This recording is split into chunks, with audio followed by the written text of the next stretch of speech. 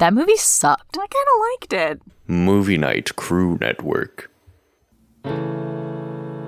Hello and welcome to Content and Capable, a podcast all about following your passions while still feeling like a proper adult. My name's Sam and I'm your host. This week I spoke to Alex and Karen from Feind Coffee all about their process of starting up an independent coffee business and the journey that they've had along the way, reaching more and more people. Welcome to Content and Capable, Cam and Alex. It's lovely to have you on. Thanks so much for having us, mate. Thank you, mate. We're two in sync. We're like twins. We share the same brain. Well, I was about to say, just goes to show that you guys it must be really, really good at business and working together with the business. Sometimes it's good, sometimes it's difficult. Sometimes we argue like an old married couple, but we always make up. I always think that, arguing like an old married couple just really, really adds to the aesthetic. You have people over and you're arguing like an old married couple. I think people find it entertaining, to be honest. Yeah. We had friends over the other night and I was just arguing with my brothers who live with me, and it was just like, people were just watching. It's like, this is a game of tennis between these siblings. Yeah, literally. Live reality TV. Yeah, it's great. People just back away sometimes when we get into one of our leave teams. The room. Yeah, sometimes it's a bit intense. Other times it's just entertaining. Yeah. We have family friends who want us to fight because they enjoy watching it. Yeah. It's a bit masochistic, but I don't know. Anyway, I normally start with a little bit of a background on how I found the guests. So the Cam and Alex are from Feind Coffee, and I saw them on TikTok. Cam and Alex, do you want to explain what Feind Coffee is? For sure. Absolutely. Feind Coffee is basically, our mission is to make it easy for people to create better coffee at home. That's kind of like the simplest way I think we can put it. And the way that we try and do that is by creating coffee products that are designed exclusively for the home market. So we don't sell coffee to cafes or anything like that. We've got our main hero product, which you would have seen on TikTok, is our Homebody Espresso Blend, and that is designed specifically for the home coffee machine. And yeah, that product is only recently launched, and that's been really exciting, the feedback we've got from that. And we've got a whole lot of other things in the works as well. But yeah, basically anytime we approach products, it's got to kind of stem back to being able to educate and enhance the home user experience. And that's kind of what we form all of our decisions around, really. Yeah. Yeah, that's amazing. And how did Feind Coffee start? It started a couple of years ago as a completely different concept, and it's obviously been refined over the last couple of years. Obviously, within business, there's lots of things that you try that obviously work and things that don't work, but we continue to chip away until we could essentially refine the concept. But initially, it started. Cam and I went to high school together a very, very long time ago.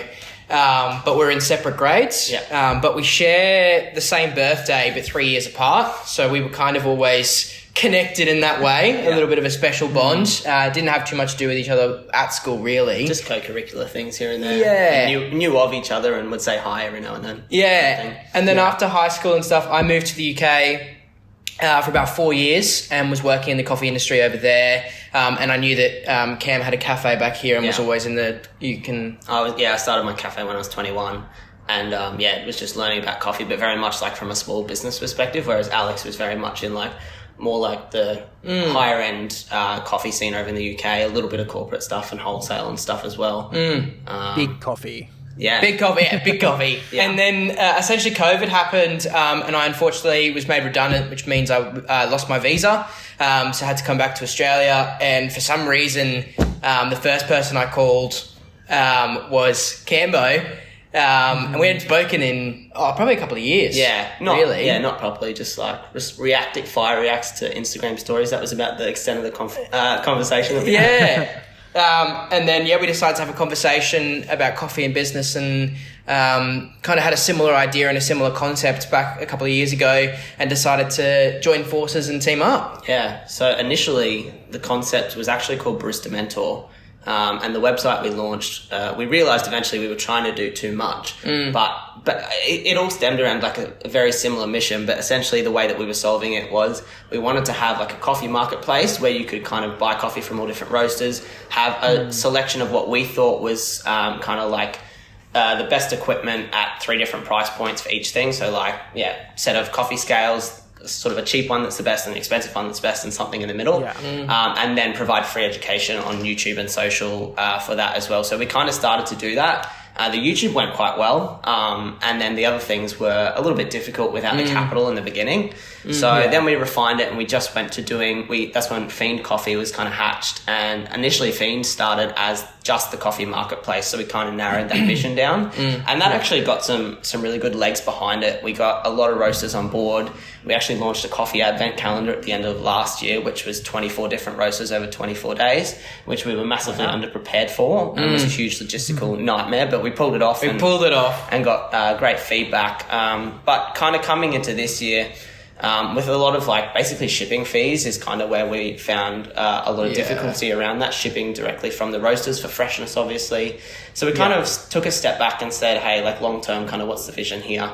And we just thought if we can have control over the product and make something, we've tasted a whole range, even more now, of Australian coffee. I mean, Alex had experience anyway, but we thought if we can do that in our own products, long term, it's going to be better for the brand. So that's kind of when, we launched the TikTok, did a 30-day challenge to say, how can we get this product into the hands of 2,000 people without using paid ads? Again, being a startup with little to no capital. And that's kind of where day 6 went viral. Christian Hull picked it up, which was amazing. It was great. For those that don't know, he's quite a famous comedian. Does some I think awesome the day stuff.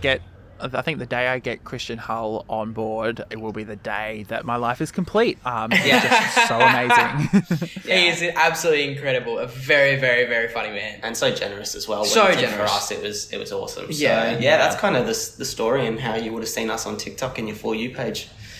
Yeah, it definitely was. And it came up a couple of times, actually. I didn't, engage the first couple of times. You're, mindlessly scrolling through TikTok and you're like, oh, look, there's coffee. Oh, keep scrolling, whatever. And I think by the third time it came around, I'm like, these guys must be doing something right, because it ended up on my feed for the third time. That's really So I checked you guys out, and it was just like, oh, okay, this is the challenge that they're doing, and that's really, really amazing. Yeah, cool. How did that 30-day campaign go?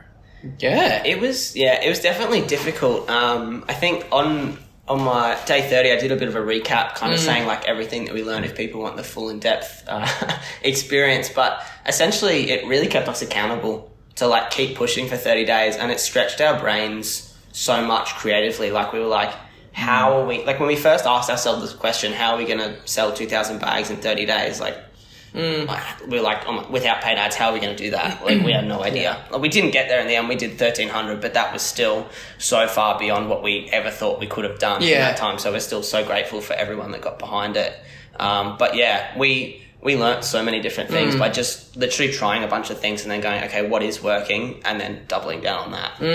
Yeah, I think overall it was a very interesting 30 days for us. I don't think, looking back on it, I think if we could choose a different 30 days, it would have been great because both of us were quite separated over the 30 days. The first week Ken was out on a separate work shoot, and then he had no surgery, and then the week after that I was away for a week in Melbourne, and then we only had a full week together. So a lot of the things that we were doing were obviously still through the phone and through Zoom and things like that, which, also just goes to show that, through modern technology, we can still, overcome these challenges. But the 30 days, we learned a lot very quickly. And I think the biggest thing that we took out of it, I think Cam already touched on it, was it held us accountable. It was a goal, a short-term goal that has now come into a long-term goal, and we've been able to stay accountable and continue to work towards our goals. Had you guys been working on TikTok beforehand? Do you personally had been on TikTok, or was this something completely brand new to you guys? I spend way too much time on there each week, so I knew the platform pretty well. But in terms of creating for TikTok, we'd done a little bit for Feind's account, just in terms of doing some short educational pieces, and played around a little bit, but never. I guess the biggest key was that we'd never posted consistently enough for TikTok to really pick anything up. And from what we've heard since then, obviously TikTok at the moment apparently is rewarding something like 2 to 4 videos a day. If you can do that, it's rewarding that really well and pushing the content. And as I said, throughout the challenge, it wasn't until day 6 of us posting consistently every day the TikTok actually got picked up. But in terms of that, like on my personal account, which is where the TikTok went viral, that was kind of the first videos that we had created for that. I think it was consistency, but also it was the first time I guess we'd been raw and like properly, truly authentic and just genuine in terms of just showing our fuck ups. Oh, sorry, man. No. Language, totally fine. Totally fine. See that, yeah. I'll let loose. Oh, yeah, fuck.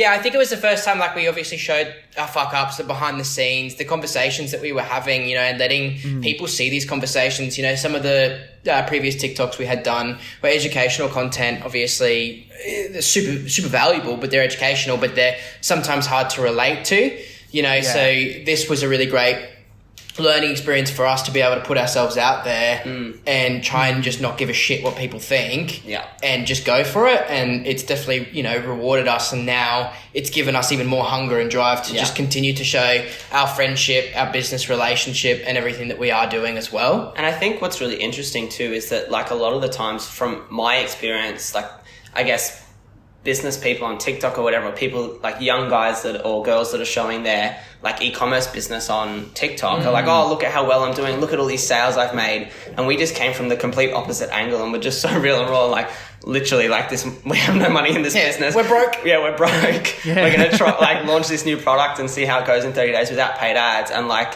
the response and support we got from like fellow Aussies, people overseas as well that wanted to buy it. We didn't have international shipping set up because that's a nightmare, but the support just pretty much across the globe was just so really nice to see. And we're so appreciative and grateful for all the support we got from everyone. It's a really interesting trend that I've noticed, especially as an Australian who works quite closely with Americans. Long-time listeners know that as a part of the Movie Night Crew network, we have, the restricted section, Movie Night Crew, Of the Eldest Gods, My Cabbages, and Fandom's Gone Wrong, and they're all, made by Americans. So I speak to them all the time, and it feels like that there is this, like, barrier, and it's a cultural thing, I think, of them not want to put on like a real professional face, which I understand. That's totally understandable. But I think from the Australian perspective of going, I fucked up, not being afraid to call yourself out on your mistakes, I think is something that's really genuine and fresh and works really well on a platform like TikTok, which often breaks down those barriers, and you get to a point where, people are really seeing exactly who you are or who you choose to let see, 100%. to be honest. But yeah, absolutely. It's amazing, and I'm very fascinated by it. I think I could write a thesis on the impact of TikTok, especially on brands, especially on smaller brands as well, which is very fascinating. What were some of the really big challenges, like pre the blow up, theoretically, that you guys were facing as a small coffee brand? I think the biggest thing is getting enough eyes on the brand and the product. Being able to get web traction. We've done a lot of things back of house, organically as much as possible. We speak to PR companies, community pages. We've done some small bits of SEO as well. But ultimately, because we're an e-commerce store, we don't have a physical front. There is no chance of somebody just walking by the store for us to then interact, engage, lay on a bit of charm or something like that if we can. We're sitting in cyberspace, so we need to be able to drive traffic to the website. And I think, at the end of the day, we know that we create really great products and they taste amazing and they look amazing. That was quite wanky. You got to believe in your own back product, my own product. What are we doing if you don't believe in your own product, eh?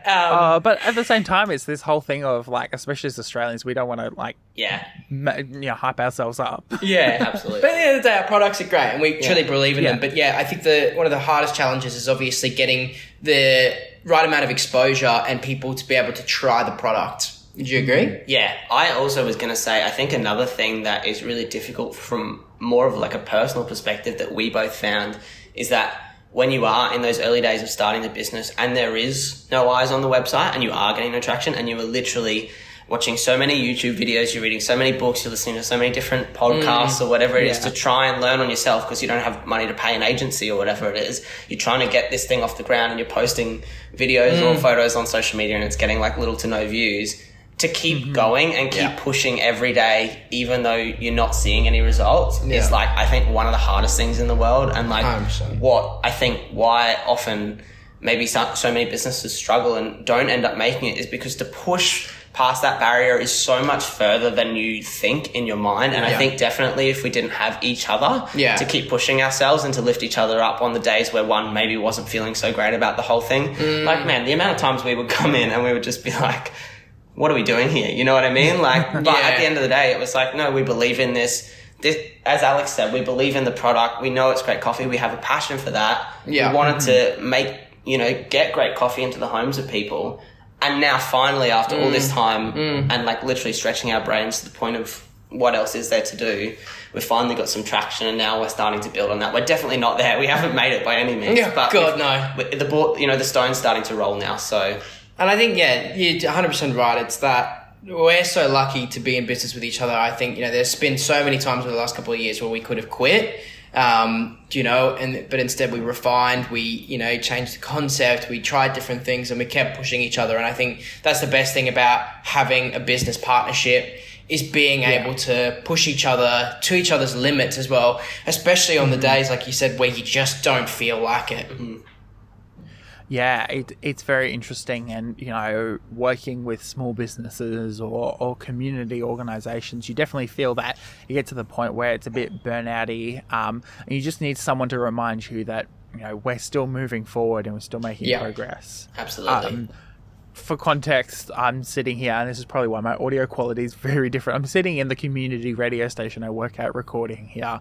I'm really, really lucky to be able to do that. But there was a period of time for a couple of weeks, especially in early January, where I felt like I was just like treading water and we weren't getting anywhere as, the shows that I am in charge of and the part of the newsroom that I work with, didn't feel like it was going anywhere. And then the other day I was reminded by our news coordinator that there are like a huge amount of people who listen to this particular radio station, and I was just like this little bit of energy going, I am actually doing this for someone because there are actual people there. It's always nice to remind yourself of that, which is quite 100%. And I think too, like, those few people that you do get in the early days are so important. And like, just as you said, like, just remember you're doing it for them. In the early days, you might only have 20 people that are buying your coffee beans, but treasure those 20 people. That's 20 people that are buying into your product or they're listening to your show or watching your content that you're putting out. Like,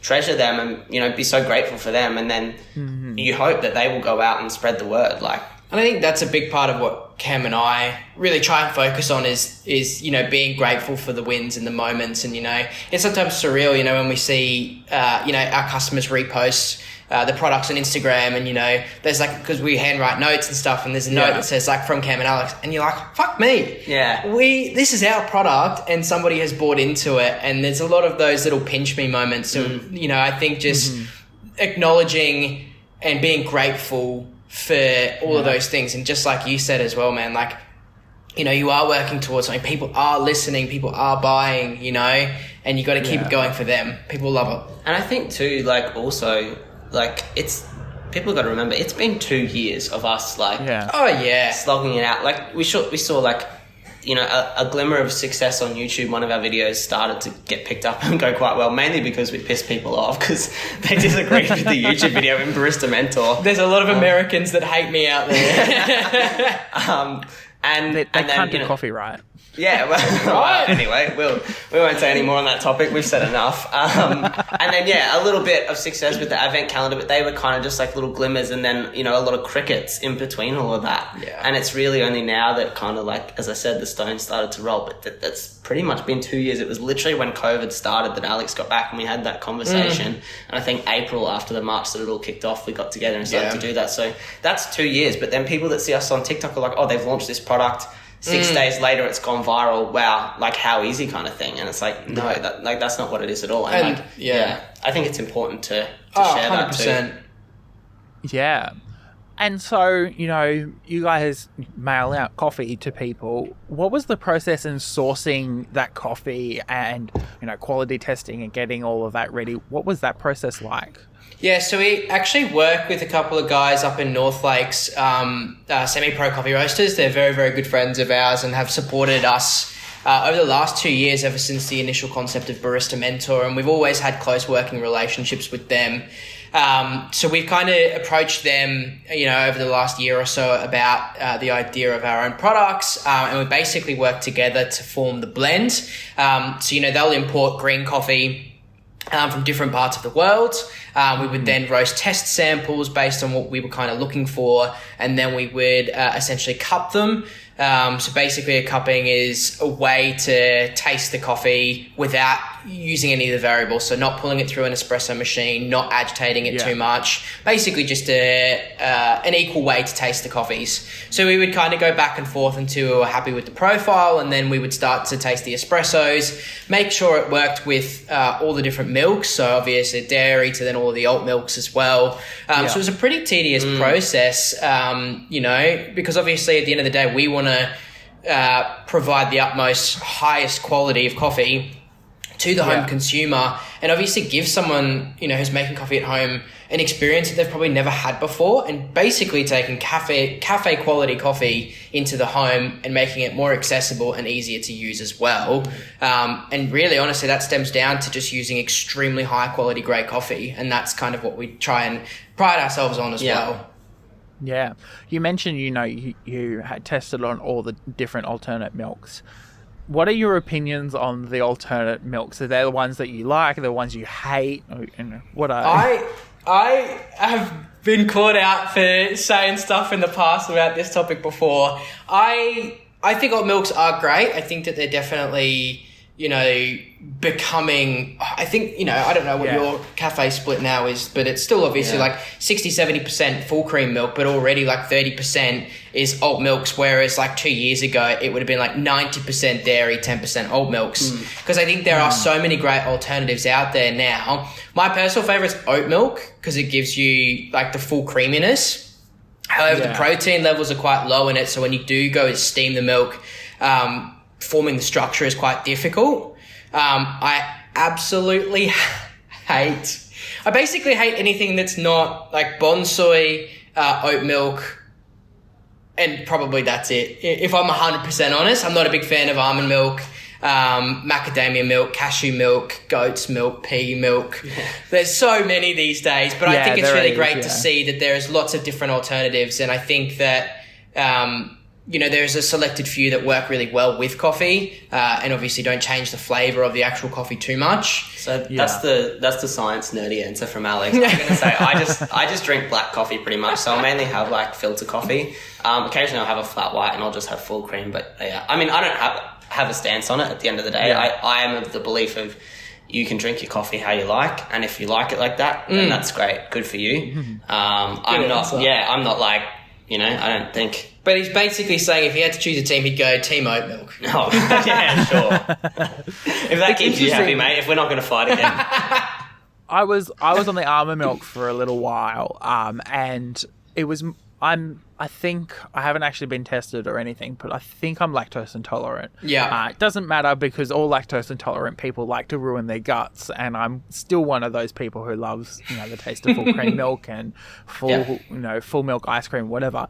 But what I found very fascinating was, the different approaches to almond milk as well. You've got, your barista's almond milk and your normal almond milk, and it was just stark, like...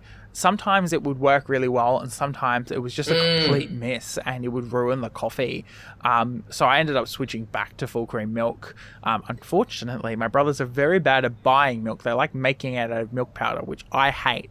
So I had a nice long black this morning on my way in, which I think was a slight mistake because I got very jittery very quickly. Does that? A lot more caffeine. Yeah. But yeah, that's... I really... As someone who hasn't tried all the milks, I'm definitely gonna have to try oat milk out. A lot of people keep recommending it to me. Yeah. And so while you were, creating the business and getting all the beans tested in bits and pieces, How did you go about sorting the logistics of like getting that all like in the right spot at the right time to be sent out to everyone? So basically, we're lucky enough because we do work with the roastery.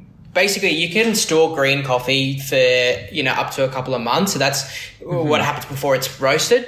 So we kind of made sure that we were tying in with lots that the roasteries were purchasing, so they would still be using certain aspects of that stock for other products that they were doing.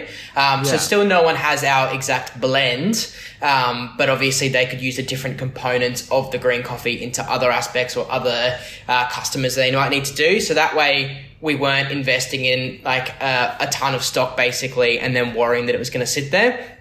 And then we dispatch twice a week. So we roast twice a week based on the orders that come in. And then obviously we roast, pack and ship those ones out. So logistics, I guess I have a bit of a background in operations and logistics from everything that I've been doing over the last 6-7 years or so. So I kind of grabbed the reins on that. But obviously we just communicate with our fulfillment team as much as possible as well to make sure it's a smooth process. And it's been very tricky because of obviously there's still COVID delays with shipping carriers, all of the floods that happened through March. Western Australia recently had network rail issues and weather condition issues. So we've really struggled to get shipments into WA at the moment. So we've just been tackling them as per basis. And, unfortunately in the month of March, we had to resend out quite a bit of coffee over to WA at our own expense, purely because some shipping carriers were taking literally like 4 to 5 weeks to get the coffee delivered. So we would have to repost and express post it. Logistics are definitely daily conversations that we have. But that's my cup of tea. I absolutely love it. I'll drink that all day long. Yeah, there was a period of time where I was like, oh, wait, do I become a systems engineer and like, just like design these complex systems? I do love that kind of stuff. I have deep appreciation for the people, especially who work in shipping, because it's just a nightmare, especially with the rolling floods that seem to be hitting the East Coast at the moment. Yeah, big time. And so what are the plans for the future now? Like, what are you guys hoping to do over the next few years? I think for us, now that we've got a bit of momentum, and again, this is just my take on it, but definitely like just continue to solidify the brand now. Like our main hero product, Homebody, which is beans for the home espresso machine. I think like we're onto such a winner there. Like the reviews that we're getting already from people and the feedback has just been fantastic. So I think for us, it's just to continue to get as much exposure on that product as possible and really solidify the brand. We're definitely keen to do the advent calendar again this year as well, because that went so well last year and people are already asking about it again. And then, just to continue to expand the range and really explore, coffee for home and how we can make the experience better and I guess slowly educate our customers because we don't want to overwhelm them with information. Like coffee's such a rabbit hole. What I've learned off Alex in like the past 2 years since he's been back has just stretched my knowledge so much, but obviously I got access to him all day and I just ask him questions. And I was already starting from some sort of a base, having, have my cafe for a while, but just to, looking at ways that we can continue to educate in a fun way that's not exhaustive and people don't feel like they're studying coffee, but just to slowly bring their coffee experience at home up, because we believe it is possible to get a great tasting coffee at home, but there's probably just not enough education out there without it being exhausting, as I said. Yeah, it's definitely something that's it's very fascinating. Have you found like where that limit is, where you become like oversaturating coffee education or something? I think that in the early days we were trying to, especially through our email marketing, we were trying to educate, and we probably went a bit too hard, too fast, and we could see the engagement rates completely had dropped off and the click rates had dropped off as well, and people weren't as interested. I think it's definitely something, you can't really force on people. People definitely need to come to it. So I do think we'll continue to explore it through like platforms like TikTok, Instagram Reels. We'll do some YouTube on the side there as well, to just have it organically come. Yeah, absolutely. But like an example of a way that I guess we're slowly introducing it is we do have a subscription product taste, which I guess is kind of like a homage to the original marketplace that we had. And that goes out every month. And it is for people who are looking to, I guess, educate themselves a bit more, and they're kind of taking that journey on their own. It is 4 different roasters every month that it goes out, and we've got a filter and espresso box. And this month that's just gone out, we've just introduced a sensory tasting card. So it's just a way for people to, rather than just drinking their coffee in the morning going, caffeine, go-go juice kind of thing. It's just like, stop, take a second. What am I tasting? Where am I tasting it? What am I smelling? And just to get them to even take that step and actually just think about what they're tasting can just improve the experience so much, and also their education as well. I mean, I guess it's to relate it to something that Australians are probably a bit more familiar with is wine. The more you taste wine, the more you kind of know a good wine from a shit wine. You kind of get to know different grape varieties, and it's the same with coffee as well. But it's just kind of bridging that gap in education slowly. And I think that also ties in well, like the whole wine thing with our ultimate long-term goal is, everybody treats wine and understands wine so much, but for some reason, they don't do the same with coffee. Essentially we want to help bridge that commercialized gap between what we're trying to do with, third wave and specialty coffee and commercial coffee, and bring them just somewhere in the middle to have a better understanding about coffee or why they're drinking it, but also understanding why it costs so much that it does. I think that there's a huge issue with coffee and the way it's been marketed ever since it's ever come is it's that it's accessible, and that I totally lost my train of thought now. That it's accessible and it's always been a necessity, whereas like alcohol, like wine and gin and all kinds of alcohol have been like, oh, this is a treat, this is something special. But you know, the cost to make coffee and to grow it and to harvest it, it's not cheaper than wine or anything like that. It's just the way that we've perceived it, and the connotations attached to coffee are so different. And so, eventually we would love to change that, the definition and the need for coffee as well. Absolutely. Yeah. I think it's got something to do also with like our coffee culture here in Australia. We do have this weird coffee culture, which I think sometimes makes it a little inaccessible. From time to time, you hear stuff about coffee and you go, that seems a little bit too much for me. For example, I've just got an AeroPress at home that I use to make my coffee before I leave the house in the morning. And it's like, I just need not that it's just go-go juice. I do, still drink it quite critically, but like at the same time that I just need to make coffee efficiently while I'm still half asleep on my way out for my 7 a.m. call time. So like, it's one of those things where I think if we could, educate it, but also like make it super accessible, then of course 100%. People are going to be more interested and, maybe incorporate, some more interesting things or pay more attention to their coffee, when they're in their morning rush. And exactly what you've said is exactly what we're trying to do at Feind is, we're making specialty coffee more accessible to the home consumer and creating products around that. So, one of the most recent products we've just launched is, it's called Drippy, but it's a coffee drip bag. So it's essentially similar to like a drip filter, but it's a single-use disposable bag with only a pre-dosed amount of coffee. It's ground already. You literally just put it over your cup, pour your hot water through, and then you're done and you're out the door. You don't have to, dive really deep into the scales, the grinding, all of that stuff. But ultimately, you're still getting an exceptionally high quality grade coffee, which you might not usually have at the convenience. And I think that's what we really want to do. And really trying to find that balance with that, as in, there's a little bit of education there, but you don't have to go to a level of like a wine sommelier, for example, or like, with coffee, you can just get to that little bit of knowledge, but still enjoy a better quality cup at home with convenience. It's fascinating. And, my parents got into coffee when I was about 15, 16. I wasn't actually allowed to drink it until I turned 18. They kind of turned it into like an alcohol kind of thing. But it was so fascinating of them like trying out different coffees. And like, even then I rang my mum, a couple of weeks ago, and I was like, I need to buy some more coffee. Do you have any recommendations from your last trip into the city? And she's like, I went to this cafe and this cafe. These coffees were nice. These were a little bit shit. And like, obviously that's one way of being able to experience coffee, but doing it this way, I think, especially for people my age who are online all the time, I think it really makes it a lot more accessible, and accessible in a different way as well, because you don't often see, wine sommeliers or even coffee people on TikTok as much as, say other experiences or other bits and pieces that you can visually experience rather than, tasting. Exactly. Definitely. Yeah. And so, you had your 30-day campaign on TikTok, and that went incredibly well.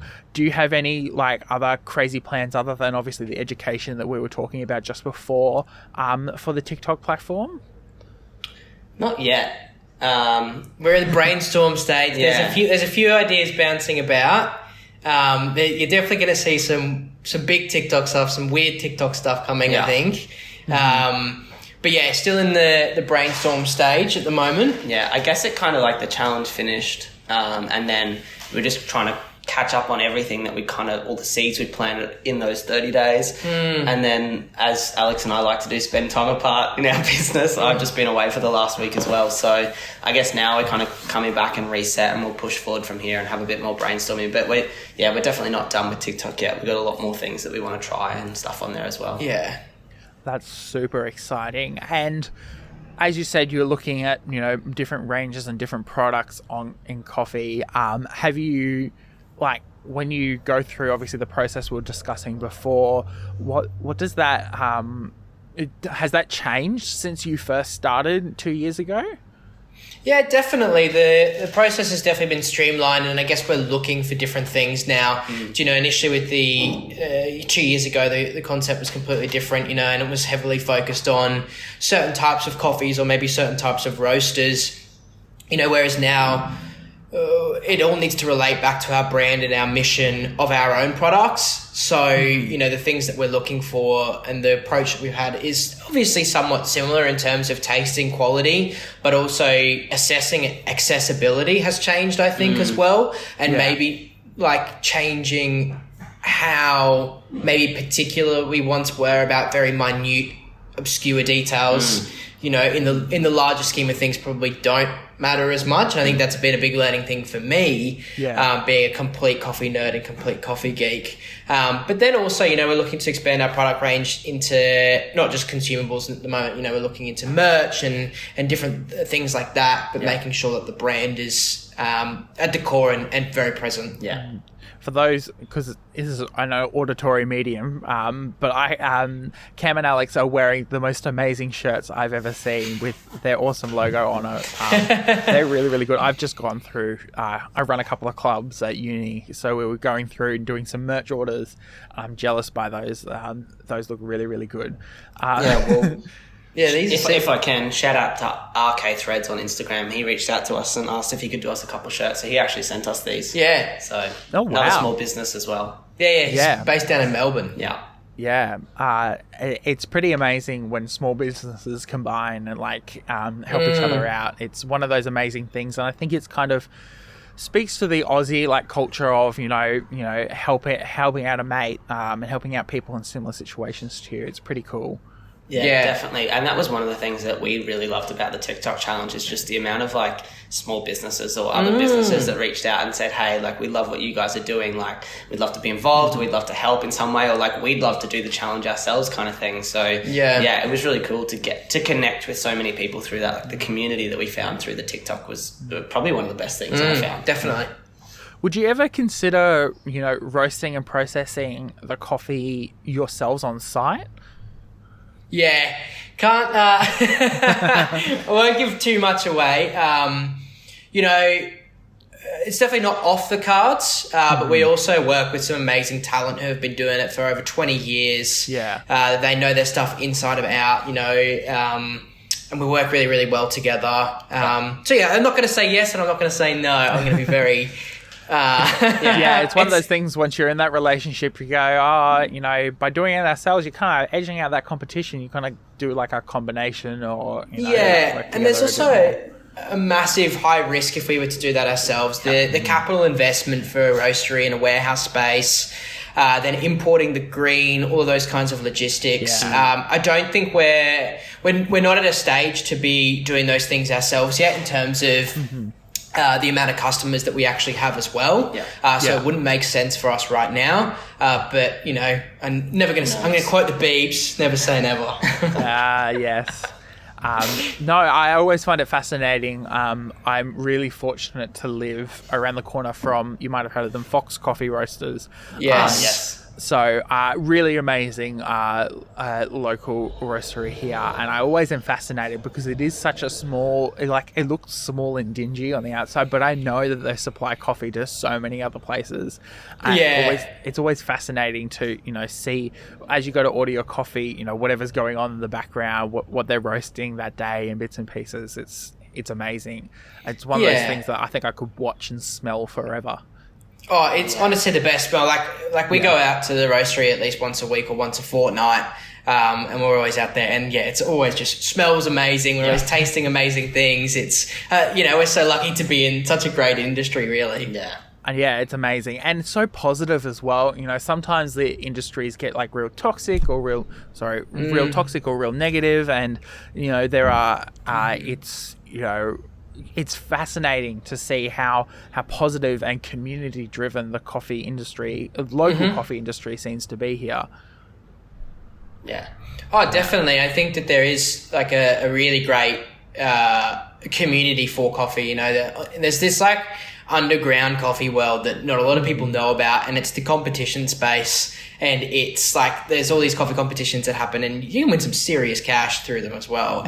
But the community that comes from that is always really, really good. It's usually super welcoming. You know, everybody's knowledgeable and wants to share knowledge. And I think in particular, that's why, like, I really love the Brisbane coffee scene in particular. So I've worked in the UK coffee scene. I was down in Melbourne for a little bit as well. You know, I found that I don't want to slag off the Melbourne coffee scene because it's still amazing and it's still very community based. But unfortunately, because it grew so quickly, it became extremely competitive, and it went from being, you know, everyone sharing knowledge to everybody kind of hiding their secrets. Whereas I feel like Brisbane is still very open arms, like everybody in, let's chat, let's bounce ideas. And that's why I love it as well. Yeah, it's amazing. And I think it's so fascinating. It's one of those things where, and I think that it's not necessarily you've got to keep it small, but you've got to be focused on that community aspect as, you know, things grow. I think Brisbane's coffee scene is right at the point now where there's a lot of room for growth as well. And I think that we're at, you know, I know that there are plenty of people who love good coffee, and I think it's a testament to our coffee culture that there are so many emerging, amazing, you know, new coffee brands, including yours, coming through the woodwork. I think, Brisbane in the next 5 years, the entire hospitality space is going to be, it's already so special and it's booming. And I think in the next 5 years, it's going to be very incredible to watch, and it's very exciting to be a part of it.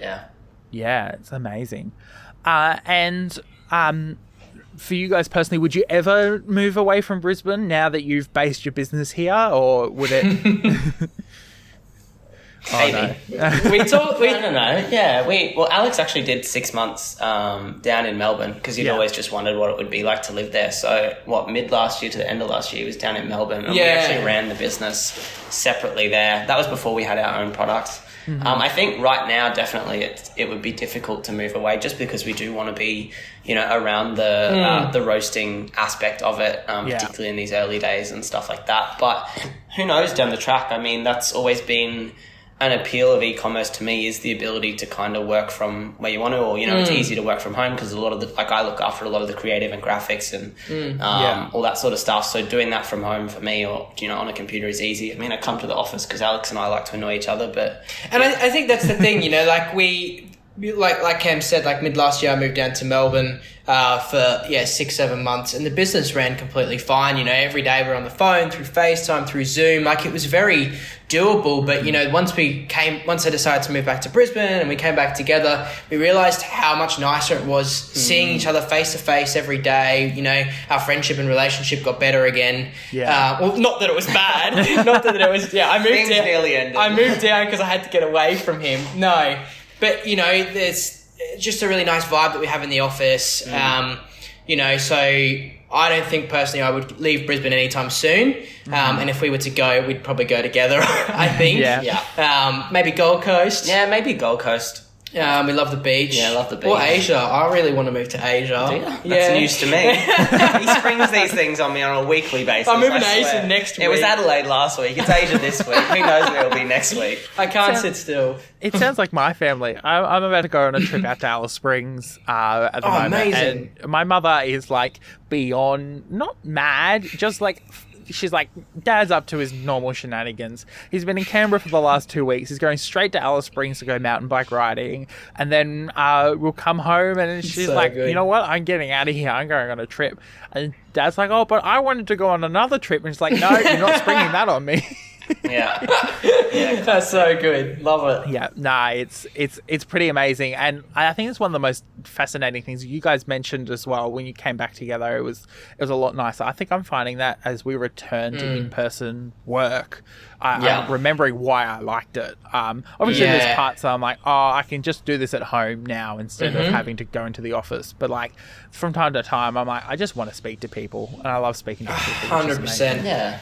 I think that's what I really missed. Was the social aspect, was having a face-to-face conversation with somebody every day, and it's really nice to be able to everyone to be back in the office, and I think work from home days are still good, like focus days. But I personally think that face-to-face and being in person is really beneficial. It's a bit of a weird thing to say, I guess, but I think the energy flows much better when you're in person. Like even for conversations, like a lot of the time when we were not even from an internet lag perspective, but a lot of the times we would interrupt each other when we were on like a phone call or whatever. It was really weird. Whereas like the flow of conversation and stuff, I think you can just sense a lot more like the body language and stuff when you're in person with people, and just the energy and like I guess the brainstorming of ideas and stuff seems like it's been so much bigger and better being in person as opposed to just being able via phone call. to then act on it and execute goals and to-do lists is being able to see each other, is being able to keep each other a lot more accountable, and check-ins and things like that as well. Make sure you're not heading down to the pub for a pint. It's one of those things that like I don't know. Sometimes it's really hard to put in words, but I think that we are at a point where we're flexible, but we understand the benefits of being in person. Well, thank you guys so much for coming on the podcast. I really, really appreciated chatting to you, and it's lovely to chat to someone from Brisbane as well who, is nice and local. I'm very sorry that I couldn't be there in person, but this is just as good. Thank you for having us. Yeah, thanks so much for inviting us on. We've had a great time. Where can people find you on the internet? So you can head to our socials on Instagram, just at Feind Coffee, or our website is www.feiндcoffee.com. And TikTok as well. Is Cameron Walker for myself, or you can just go to Feind Coffee as well, where we share all our education, and that's FEIND, not FIEND, as in like caffeine. It's one of those things where I like read it, I'm like, it doesn't look quite right, and then I saw the apostrophe, I'm like, oh, okay, that makes sense. Yes, gets it. You're a smart man. It's an interesting name. I love the name. Definitely a talking point. 100%. And is there anything that you've been reading, watching, listening to, playing that you want to plug? Yeah, for sure. Something that I'm reading at the moment, I'm actually not a massive reader, as people who know me. I've only read a few books in my entire life, but I'm starting to get really into reading at the moment. And I'm reading The Resilience Project at the moment, and it's all about finding a better life and finding happiness through gratitude, empathy, and mindfulness. And I'm finding it super, super interesting. A friend gave it to me, and I would definitely recommend it. I'm really enjoying it. Awesome. Yeah, absolutely. I am reading a book that I've read several times before, and it's kind of a book that really helped me a lot in the early days of business, and that's called The E-Myth. It's short for the entrepreneurial myth. And it's basically all just about systemizing your business and putting things in place so you don't burn out, so you're not the business and you actually have systems that are the business rather than you being self-employed. And that is anyone who is looking to get into business, even if it is in the early days, I recommend that book to everyone. It's one of my all-time favorites, and it literally changed my life and the way that I was able to do business. Cam gave it to me as well. It's a very good read. Awesome. For everyone's reminder on the podcast, you can find me at sam.the.journalist on Instagram and on TikTok, samobjournalist on Twitter, and this week I'm going to plug Know Your Product by the Saints. It's one of my favourite songs at the moment, and one of the band members of the Saints just died yesterday as of recording. It's a lovely Brizzy band piece, and it actually is like the intro song for our news bulletins here at the radio station. So I've been listening to it on repeat for the last day and a bit, and it's definitely a bop. I highly suggest listening to it. Will do. I'm going to check it out. Yeah, it's a lot of fun. Well, thank you guys so much for coming on the podcast. I really appreciate it, and I can't wait to see what you guys do in the future. Thanks so much for having us. Yeah. Again with the It's in-sync. non-stop. Yeah. It's non-stop. No, we really appreciate it, mate. No, we really Thanks for having appreciate us it. on. Thank you very, very much for having us on, Sam. Thank you for listening to Content and Capable. You can follow the podcast socials at Content, the letter N, Capable on Instagram and Twitter. You can send a super boring email to us through contentandcapablepod@gmail.com. The art was done by Opia. You can follow them on opia_art on Instagram. Opia is spelled OPIA. Feel free to message them about making art for your project. Our music was written, recorded, and edited by Nora Strauss-Riggs. You can find Nora at Kane_I, that's I as in the body part, on Instagram and Twitter. Feel free to message her about making music for your project or editing your podcast. I'm proud to be a part of the Movie Night Crew Network, which features the Restricted section, a chapter-by-chapter Harry Potter pod with lots of spoilers all the time, the Movie Night Crew. Join some friends as they react to some terrible, some meh, and some really great movies. Of the Eldest Gods, a chapter-by-chapter Rick Riordan pod full of myths and legends. My Cabbages, an Avatar podcast that follows the true hero of Avatar The Last Airbender, the Cabbage Cart Guy. And Fandom's Gone Wrong, a show that discusses all things fandoms. Hello, you awesome nerds out there. Yes, you. Have I got the podcast for you? We've got pop culture, swearing, and all the immature jokes you could ask for. We'll take you on a journey through TV shows, movies, books, and maybe a video game someday. And we'll tell you how they all went wrong. I'm Charlie, And I'm Carrie. and this is Fandom's Gone Wrong. New episodes every other Wednesday wherever you get your podcasts. Content and Capable is a podcast all about answering the question, how do you adult? Don't forget to rate and review it on your favourite podcatcher, and I will see you next Monday for another episode. That movie sucked. I kind of liked it. Movie Night Crew Network.